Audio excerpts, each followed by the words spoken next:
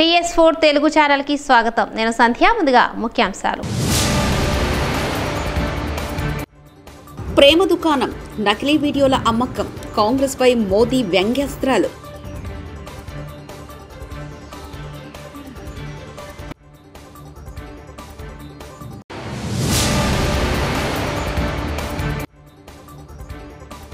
ఈ ఎన్నికల్లో నేను ఓడానంటే నేరం గెలిచినట్టే వైఎస్ షర్మిల.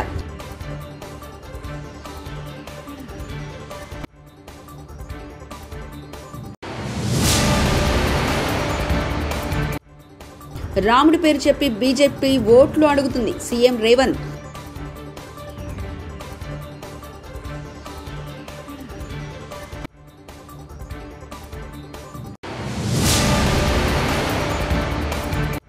కూటమి మేనిఫెస్టోలో అదిరిపోయే స్కీమ్ ప్రతి కుటుంబానికి.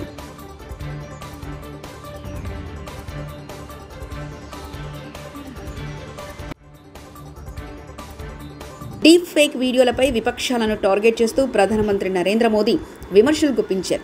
సామాజిక మాధ్యమాల ద్వారా నకిలీ వీడియోలను విపక్షాలు సర్క్యులేట్ చేస్తున్నాయని ఆరోపించారు. బీజేపీ సారథ్యంలోని ప్రభుత్వాన్ని ఎదుర్కొనే సత్తా లేకని సాంకేతికతను దుర్వినియోగం చేస్తూ తప్పుడు సమాచారాన్ని విపక్షాలు వ్యాప్తి చేస్తున్నాయని అన్నారు. మహారాష్ట్రలోని దార్షివ్ జిల్లాలో మంగళవారం నాడు జరిగిన ఎన్నికల ప్రచార సభలో మోదీ ఈ వ్యాఖ్యలు చేశారు. देश को लूटने की योजना,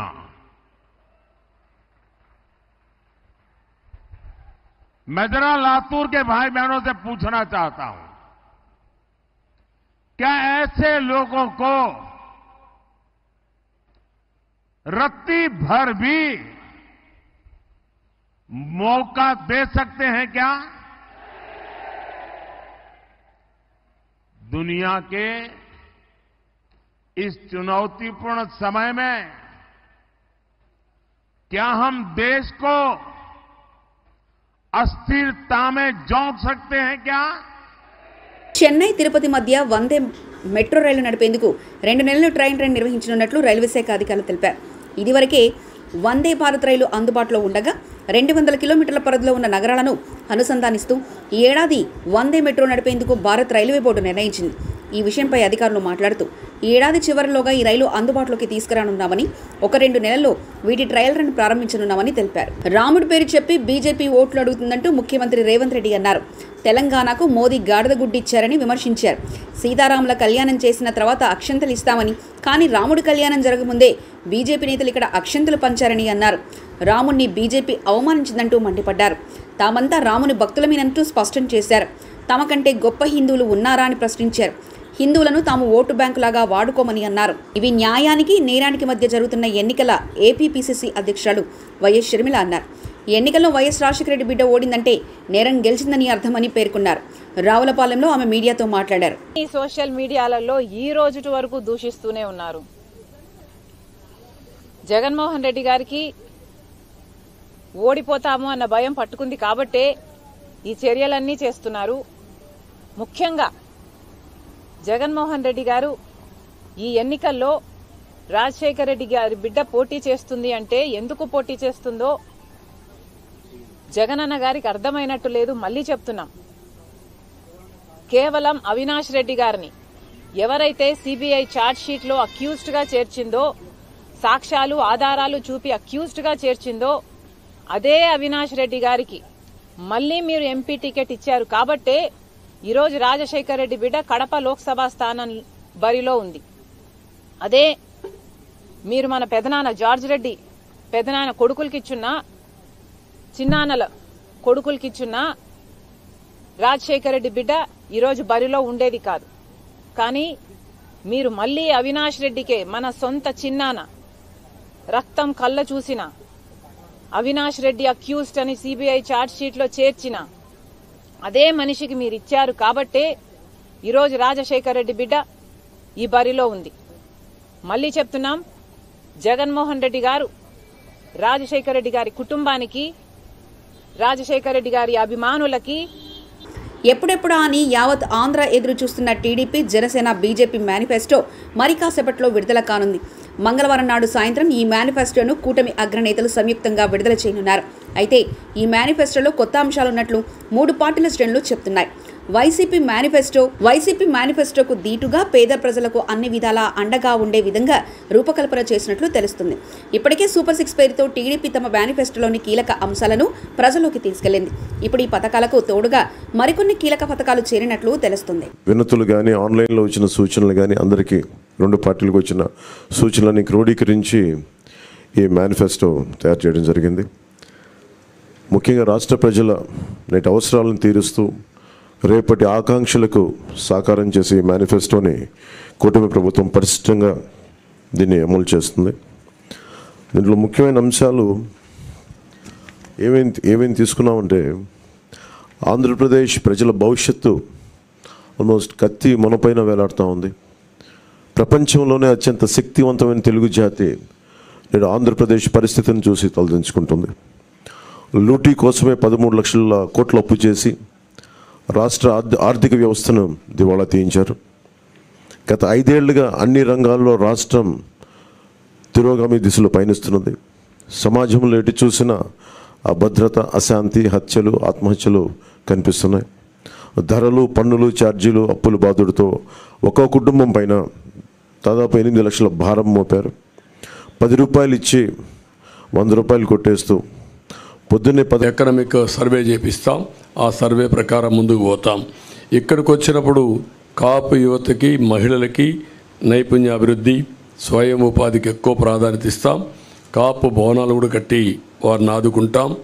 అదే సమయంలో ఆర్యవైశ్య సంక్షేమం కోసం ముందుకు పోతాం. క్షత్రియ సంక్షేమం, అగ్రవర్ణాల్లో ఉండే ఇతర పేదలకు కూడా న్యాయం చేయడం, ఇవి చేస్తూనే ఈరోజు ప్రత్యేక కార్పొరేషన్ ఏర్పాటు చేసి ఎక్కడికక్కడ ఇవన్నీ ముందుకు తీసుకుపోతాం. ఇంకొక పక్క పెన్షన్ కూడా మొన్నే అనౌన్స్ చేశాం. 4,000 రూపాయలు పెన్షన్ ఇస్తున్నాం. అది కూడా ఏప్రిల్ నుంచి ఇస్తాం. పెంచిన పింఛను ఏప్రిల్ నుంచి ఇచ్చి, ఇంకొక పక్కన వికలాంగులకి, దివ్యాంగులకి 6,000 రూపాయలు ఇస్తాం. వైకల్పానికి పూర్తిగా అంటే 2 కాళ్ళు చేతులు లేకుండా అవస్థపడే వాళ్ళకి 15,000 రూపాయలు ఇస్తాం.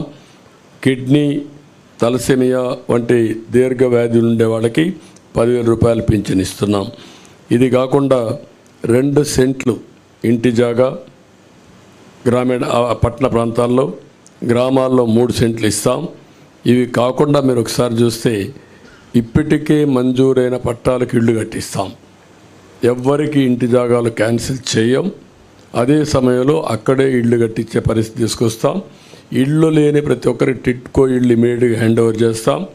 ఇవి కాకుండా అందరికీ ఇళ్ళు కట్టించే పరిస్థితి తీసుకొస్తాం. ఎస్సీ ఎస్టీ సంక్షేమానికి కట్టుబడి ఉన్నాం. జిల్లాల వారీగా వర్గీకరణ కూడా చేస్తాం. ఎస్సీ ఎస్టీలకు 50 సంవత్సరాలకే పింఛన్ ఇస్తాం. సప్లాన్ నిధులు వారి అభివృద్ధి కోసమే ఖర్చు పెడతాం. ఏజెన్సీలో ఆదివాసీ ఉపాధ్యాయులు నియామకం చేస్తాం. జీవో నెంబర్ 3 మళ్ళీ రివైవ్ చేస్తాం. ఎస్సీ ఎస్టీ సంక్షేమ పథకాలన్నీ తీసుకొచ్చి ఎస్సీలపైన దాడులు చేసిన వారందరిపైన కఠిన చర్యలు తీసుకొని వారిలో ఒక నమ్మకాన్ని క్రియేట్ చేస్తాం. ఎస్సీ ఎస్టీ బ్యాక్లాగ్ పోస్టులు కూడా పూర్తి చేస్తాం.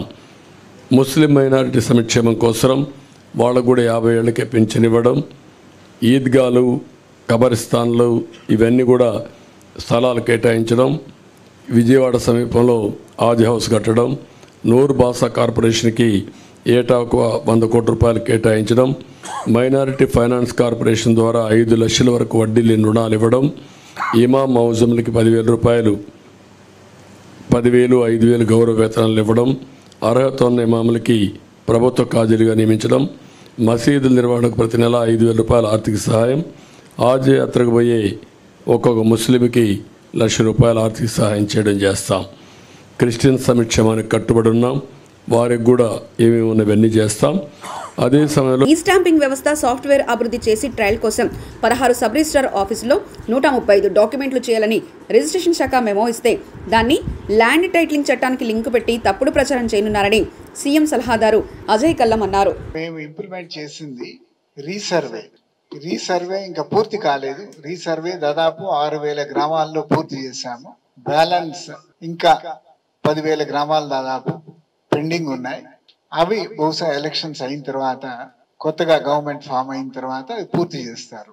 ఎందుకు అంటే సర్వే కాకుండా టైటిలింగ్ అనేది ఉండదు. ఒక ప్రీ రిక్విజిట్, ముందు భూమి రీసర్వే కావాలి. అయితే దీనికి సంబంధం ఉన్నవి లేనివి కలిపి ప్రజల్లో ఒక నెగటివ్ భావం తీసుకురావాలి అనేటటువంటి ప్రయత్నంతో కొన్ని స్కిట్లు వేసి వీడియోలు, అదేవిధంగా మెసేజెస్ పంపిస్తున్నారు అనేది మా దృష్టికి వచ్చింది. అయితే దీనిలో రెండు విషయాలు, ఒకటి టైటిలింగ్ గురించి మాట్లాడుతున్నారు, రెండోది ఐజీ రిజిస్ట్రేషన్ అండ్ స్టాంప్స్ వాళ్ళ డిపార్ట్మెంట్లో ఇంటర్నల్ గా ఇచ్చినటువంటి ఒక మెమో గురించి దాన్ని కూడా టైటిలింగ్ లింక్ చేసి మాట్లాడుతున్నారు. ఒక మెమో ఇచ్చారు, ఐజీ రిజిస్ట్రేషన్ అండ్ స్టాంప్స్ ఏంటి, కార్డ్ టు సాఫ్ట్వేర్, దాన్ని ట్రయల్స్ చేయమని ఒక 12 మందో 16 మందో సబ్ రిజిస్ట్రార్లకి మీరు ఒక్కొక్కళ్ళు ఈ కొత్త సాఫ్ట్వేర్ ఉపయోగించి ఒక 135 డాక్యుమెంట్లు మీరు ప్రింట్ చేయండి అని చెప్పి ఇవ్వటం జరిగింది. దాన్ని ల్యాండ్ టైటిలింగ్ లింక్ చేసి సర్క్యులేట్ చేస్తున్నారు. అంటే అసలు ల్యాండ్ టైటిలింగ్ కి ఆ సాఫ్ట్వేర్ కి సంబంధం ఏంటో నాకు తెలియదు. కార్డ్ 1 సాఫ్ట్వేర్ ఎప్పుడో జె సత్యనారాయణ గారు ఉన్నప్పటి నుంచి, అంటే దాదాపు 30 సంవత్సరాల నుంచి ఐజీ రిజిస్ట్రేషన్ అండ్ స్టాంప్స్ లో వాళ్ళు రిజిస్ట్రేషన్ చేయటానికి ఉపయోగించుకుంటూ ఉన్నారు. దాన్ని అప్గ్రేడ్ చేశారు, కొత్త ఫీచర్స్ తీసుకురా. బీజేపీ బీఆర్ఎస్ రెండు ఒకటే, కమిషన్లు పంచుకుని లక్షల కోట్లు పంచుకున్నారని ధ్వజమెత్తారు భువనగిరి పార్లమెంట్ కాంగ్రెస్ అభ్యర్థి చామల కిరణ్ కుమార్ రెడ్డి. పార్లమెంట్ ఎన్నికల ప్రచారంలో భాగంగా భువనగిరి కాంగ్రెస్ పార్టీ అభ్యర్థి చామల కిరణ్ కుమార్ రెడ్డి తన సొంత గ్రామమైన నల్గొండ సౌలిగారం మండల కేంద్రంలో భారీ ర్యాలీ నిర్వహించారు. ఆంధ్ర పాలకుల చేతుల మోసపోతున్నాం, మనకు ప్రత్యేక రాష్ట్రం కావాలని పోరాటం చేస్తే బిడ్డలు కష్టాలను, చదువుకున్న వాళ్ళకు ఉద్యోగాలు వస్తలేవు, పొలాలు ఉన్న వాళ్ళకు నీళ్లు వస్తలేవు, నిధులు వస్తలేవు, రోడ్లు వేసుకోనికి అని చెప్పి సోనియా గాంధీ గారు తెలంగాణ ఇచ్చిన తెలంగాణను ఏం చేసిండు కేసీఆర్? 9 లక్షల అప్పు చేసిండు, కానీ మన జీవితాలు ఏం బాగుపడలేదు. 9 లక్షల కోట్లు అప్పు చేసిండు కేసీఆర్, కానీ మన జీవితాలు బాగుపడలేదు. ఏమైంది?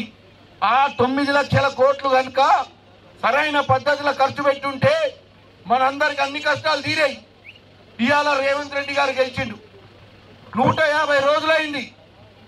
10 ఏళ్లు పాలించిన కేసీఆర్ 100 రోజులు కూడా తట్టుకోలేక ఏమా అంటూ మొన్ననే రేవంత్ అన్న మీలో కొంతమంది వచ్చిర్రు ఇక్కడికి భువనగిరికి.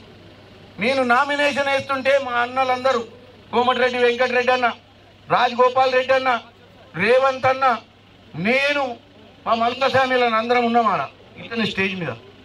లక్ష్మీ నరసింహస్వామి సాక్షిగా ఆగస్టు 15వ తారీఖు కల్లా 2 లక్షల రుణమాఫీ చేస్తా అని దేవుడు సాక్షిగా చెప్పింది. మనం చేస్తున్నాం. ఆల్రెడీ ఫ్రీ బస్ ఇచ్చినాం, 200 యూనిట్ కరెంట్ ఇచ్చినాం, 500 సిలిండర్ ఇచ్చినాం, చెప్పిన చేస్తున్నాం. వీళ్ళు చేసిన 9 లక్షల. తెలంగాణలో బీఆర్ఎస్ పార్టీ ఇక ఉండదు, ఆ పార్టీ చచ్చిపోయింది. Munugode MLA Bhuvanagiri parliament Congress party incharge Venkatareddy అన్నారు. పార్లమెంట్ ఎన్నికల ప్రచారంలో భాగంగా నల్గొండ జిల్లా సౌలిగంగారం మండల కేంద్రంలో భువనగిరి ఎంపీ కాంగ్రెస్ పార్టీ అభ్యర్థి చామల కిరణ్ కుమార్ రెడ్డి విజయాన్ని ఆకాంక్షిస్తూ భువనగిరి ఎంపీ ఎన్నికల ఇన్ఛార్జ్ మునుగోడు ఎమ్మెల్యే కోమటిరెడ్డి రాజగోపాల్ రెడ్డి మాట్లాడుతూ తెలంగాణలో బీఆర్ఎస్ పార్టీ ఇక ఉండదంటూ తెలియజేశారు. 10 ఏళ్ల పాటు మనం కష్టాలు పడ్డాం. తెలంగాణ ఇచ్చిన కాంగ్రెస్ పార్టీకి రుణం తీసుకొని మీరు ఓటేసి గవర్నమెంట్ తీసుకొచ్చారు. తమ్ముని గెలిపియండి, ఈ ప్రాంతాన్ని సస్యశ్యామలం చేసి ప్రతి ఎకరాకు సాగునీరు తీసుకొచ్చి 50,000 కోట్లతోటి మూసి ప్రక్షాళన చేసి శాలిగౌరవం మండలాన్ని డెవలప్ చేసే బాధ్యత నాది. మేమందరం కలిసికట్టుగా ముందు పోతామని తెలియజేస్తూ, ఇక కేసీఆర్ అనేటువంటి ఉండడు, ఇక ఉంటుందా? బీఆర్ఎస్ పార్టీ ఉంటుందా? బీఆర్ఎస్ పార్టీ చచ్చిపోయిందా లేదా? కేసీఆర్ కుటుంబం జైలుకు పోతుంది. కవిత తర్వాత కేసీఆర్, కేటీఆర్, హరీష్ రావు అందరు జైలుకు పోతారు. మన కాంగ్రెస్ పార్టీ తెలంగాణ ఇచ్చిన పార్టీ, దేశానికి స్వాతంత్రం తీసుకొచ్చిన పార్టీ, మీకోసం కష్టపడుతుంది. ప్రేమ దుకాణం, నకిలీ వీడియోల అమ్మకం, కాంగ్రెస్ పై మోదీ వ్యంగ్యాస్త్రాలు.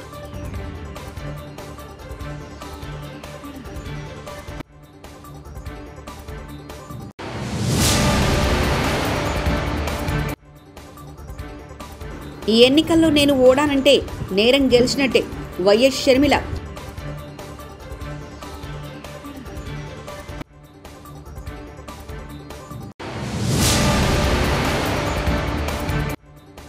రాముడి పేరు చెప్పి బీజేపీ ఓట్లు అడుగుతుంది సీఎం రేవంత్.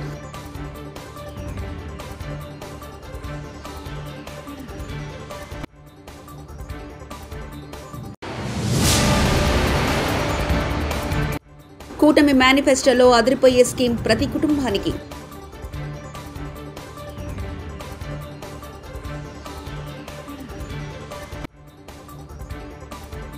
TS4 న్యూస్ ఇంతటితో సమాప్తం. చూస్తూనే ఉండండి TS4.